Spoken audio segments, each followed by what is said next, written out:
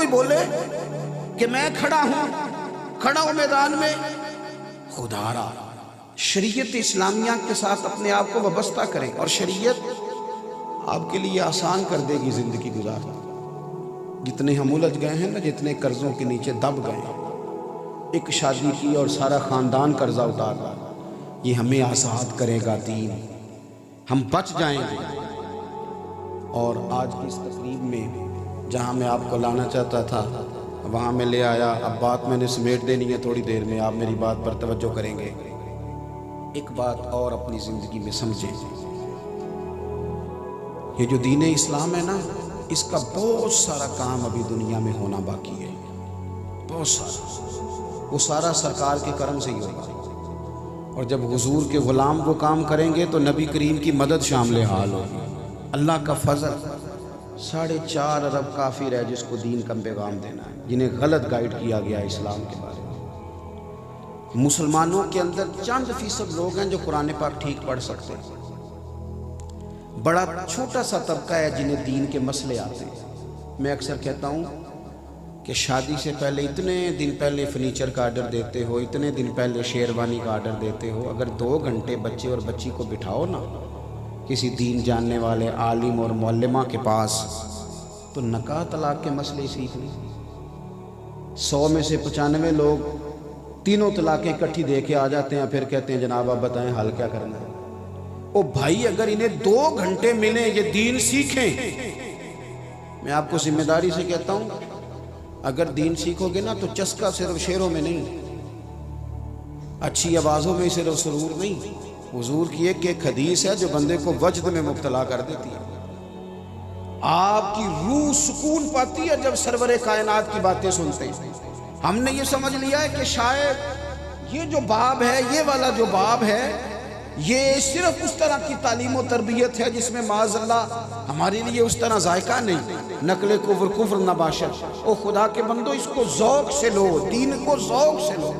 ایک بات آپ کو یوں لگے گا کہ جیسے دستور حیات بن گئی، ایک بات نبی پاک، اس کو قبول کریں اور اس کے ابلاغ کے لیے، اسے آگے پھیلانے کے لیے، پہلے حاصل کریں پھر پھیلانے کے لیے منظم جد و جہد۔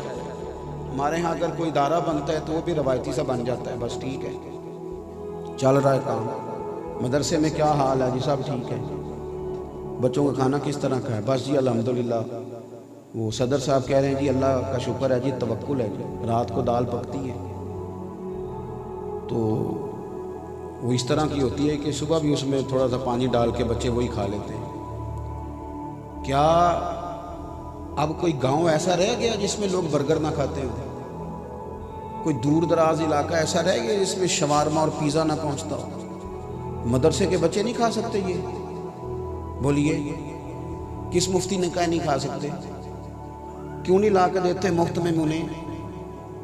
میں نے اپنے مدرسے میں ان سے کہا، ناظم صاحب سے میں نے کہا 15 دن کے بعد آپ فاسٹ فوڈ کا بندوبست کریں ان کے لیے۔ تو ایک صاحب کہنے لگے جناب حضرت صاحب تے ساڈے ورگے دنیا داراں دے بال کھان، انہاں نوں بھی تسی معدے خراب کرانے والی خوراک دین لگے ہو، کوئی حد ہے؟ ان کو آپ بتائیں کہ یہ چیزیں ٹھیک نہیں۔ میں کہ تہاڈا سکا پتر ہے، تسی دسنے وچ کامیاب ہو گئے ہو؟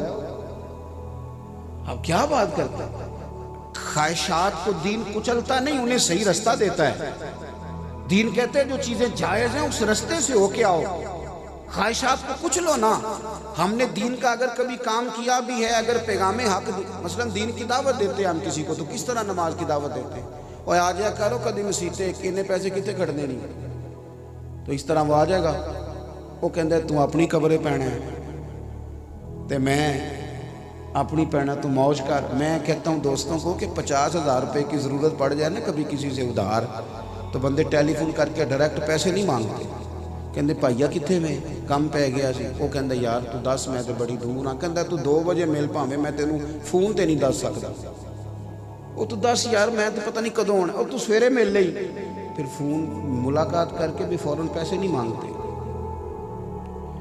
پھر بھی منت کرتے ہیں، کہتے ہیں بڑی ضرورت ہے، تیرے بغیر بات کوئی نہیں سنتا۔ اتنی جد و جہد کر کے پھر وعدہ بھی دیتے ہیں وقت پہ لوٹا دوں گا، بڑے آخر میں جا کہتے ہیں وہ 50,000 کی ضرورت تھی۔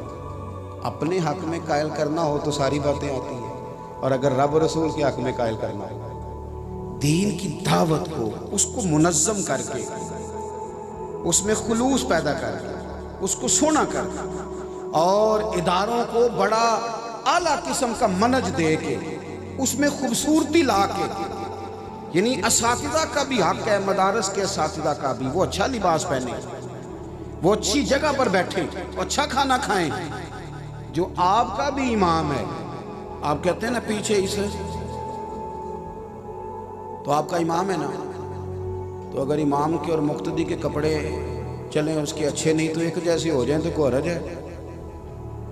لیکن وہ تو سارا محلہ تفتیش کرتا ہے بھی انہیں موٹر سائیکل کتوں لے لیں، یہ کیا مطلب چکر چل گیا اس نے موٹر سائیکل خرید لی ہے؟ تھوڑا سا دین کے معاملات کو ہم نے منظم کرنا ہے، اور وہ سارے ذرائع آپ دیکھیں، یہ ہمارا حالانکہ کوئی بہت اچھا نظام نہیں ہے ملک کا نظام تعلیم، لیکن اس کے اندر کتنے اخراجات ہیں، اساتذہ کے علاوہ آپ ملازمین گنے تو گن نہیں سکتے، تو ہم جس نظام کو لے کر چل رہے ہیں اللہ کے فضل سے بڑا کام ہو رہا ہے، لیکن اس کو منظم کریں، اس میں درد پیدا کریں، اس میں شوق پیدا کریں۔ پرانے جتنے مدارس تھے وہ علماء نہیں بناتے تھے، علماء پڑھاتے تھے، مدارس تو نواب بناتے تھے، سیٹھ صاحب بناتے تھے، عالی شان مدرسہ بنا کے عالم سے کہتے تھے آئیے اور پڑھائیے، آپ کو کوئی دقت نہیں ہوگی، کچھ نہیں کرنا پڑے گا، آپ بتائیے کون سی کتاب چاہیے ہم فراہم کریں گے۔ بڑے بڑے لوگ یہ کام کرتے تھے، اس میں درد لائیں۔ میں نے بات سمیٹنی ہے، ایک گویہ تھا، اس کا نام زازان تھا، آواز بڑی سریلی تھی۔ ایک جگہ وہ معاذ اللہ گانا گا رہا تھا، وہاں سے حضرت عبداللہ ابن مسعود گزرے رضی اللہ تعالی عنہ، اور حضرت عبداللہ ابن مسعود وہ خوبصورت صحابی ہیں کہ میرے محبوب کریم علیہ السلام نے فرمایا ان سے قرآن سیکھا کرو، یہ اس طرح پڑھتے ہیں جس طرح میرے اوپر نازل ہوا ہے۔ اتنا خوبصورت آدمی۔ حضرت عبداللہ ابن مسعود وہاں سے گزرے تو وہ گویہ گانا گا رہا تھا، آپ کے کانوں سے آواز ٹکرائی، ٹھہر گئے، رک گئے۔ درد ہے نا دین کا اندر، لوگ نمازی ہو جائیں، لوگوں کا قرآن پاک ٹھیک ہو جائے، مدارس بن جائیں، مسجدیں بن جائیں، لوگ مذہب کی طرف مائل ہو جائیں، یہ شوق ہے، درد ہے۔ یہ بھی اسی رشتے کی عکاسی ہے جو نبی کا امتی کے ساتھ ہے، دین سے بھی اتنا ہی گہرا رشتہ ہے۔ حضرت عبداللہ ابن مسعود رضی اللہ تعالیٰ عنہ رک گئے اور ٹھنڈی آہ بھری، اور جملے کس طرح کے ترتیب پائے، فرمانے لگے کتنی سونی آواز ہے، کاش یہ قرآن پاک پڑھتا، کتنی سونی آواز ہے۔ یہ اس طرح کا درد اگر دعا بن جائے نا کسی کے لیے تو بڑے جوانوں کا کام بن جائے، بڑے سارا۔ اللہ تعالیٰ رحم فرمائے اور قبول ہو جائیں یہ جملے، کہا کتنا درد ہے۔ آپ نے یہ بات کی اور بات کر کے آگے تشریف لے گئے۔ وہ ان کا پروگرام ختم ہوا، وہ گویہ باہر آیا، ایک شخص نے اسے روک کے کہا سن آج پتہ کیا ہوا ہے؟ اس نے کہا کیا ہوا ہے؟ کہا آج حضرت عبداللہ ابن مسعود گزرے تھے، تیری آواز کانوں سے ٹکرائی، انہوں نے بڑے درد سے کہا کتنی سونی آواز، کاش قرآن پاک کی تلاوت کرتا۔ کہنے لگا اے سچ بتاؤ، انہوں نے میرے بارے میں کہا، میرے جیسے شخص کے بارے میں، صحابی رسول نے اتنی بڑی بات، میں کہاں اور وہ کہاں، میرے بارے میں کہا ہے؟ کھول کے رویا۔ نے کہا ہاں کہا بھی ہے اور بڑے درد سے کہا ہے۔ دیکھو وہ درد جب ہو تو وہ کہاں کہاں، کوئی بیٹھا ہوا مجھے دور دعا دیتا ہے، میں ڈوبتا ہوں سمندر اچھال دیتا ہے۔ تھوڑی دیر رویا، پھر 1 منٹ میں اس نے فیصلہ کیا، کہنے لگا بتاؤ ان کا گھر کہاں ہے؟ لوگوں نے کہا فلاں محلہ، فلاں گلی، فلاں کونے میں۔ دوڑا گیا، دروازے پہ دستک دی، آپ تشریف لائے، دیکھ کے پھر رویا، پیروں میں بیٹھ گیا، فرمایا بیٹے کون ہو؟ کہنے لگا حضور میں وہی ہوں جس کے بارے میں آج آپ نے کہا تھا کاش یہ قرآن پاک پڑھتا، میں آ گیا ہوں، پڑھائیں مجھے قرآن پاک، اب میں قرآن پاک ہی پڑھوں گا۔ دوستو اگر ہمارا یہ والا درد ہو جائے نا، واز رہ گئے، تقریریں لمبی رہ گئیں، اس میں نصیحت کم ہو گئی، بہت اچھی آوازیں، یہ سارے کام بڑے اچھے ہیں، بڑے عمدہ ہیں، کوئی کسی انداز میں بھی دین کی بات کرے، لیکن اگر ہم سارے تھوڑی تھوڑی دعوت دینے والے بن جائیں، زیادہ نہیں تو ایک دوست کے تو مشیر ہم بھی ہوتے ہی ہیں نا، اگر اسے تھوڑا تھوڑا لائیں، مسجد کی طرف مائل کریں۔ مشکل کام نہیں، آپ کو 3-4 دفعہ کہنا پڑے گا میرے ساتھ چل، پھر ایک وقت وہ آئے گا کہ وہ آپ سے کہے گا اب تو میرے ساتھ چل، تھوڑا سا ایک دوسرے کا بازو تھامیں۔ نبی پاک صلی اللہ تعالیٰ علیہ وسلم کو دین کا اتنا درد ہے کہ محبوب دن کو تبلیغ کرتے ہیں اور رات کو روتے ہیں، یا اللہ یہ ہدایت یافتہ ہو جائیں۔ تو اگر ہمارا حضور سے گہرا رشتہ ہے تو پھر ہمارا بھی تو اس دین کے لیے درد ہونا چاہیے۔ بہت اچھی منصوبہ بندی ہو، بہترین انداز میں اور منظم انداز میں اشاعت دین اور ابلاغ دین کا کام ہو، یہ ساری وہ چیزیں ہیں جو ہمارا نبی کریم علیہ السلام سے رشتہ مضبوط کریں گی۔ پھر آخر میں اللہ کی بارگاہ میں دعا کرتا ہوں، اتنی خوبصورت بزم اور اتنا خوبصورت اہتمام جن لوگوں نے کیا، اللہ تعالیٰ انہیں بہترین صلہ عطا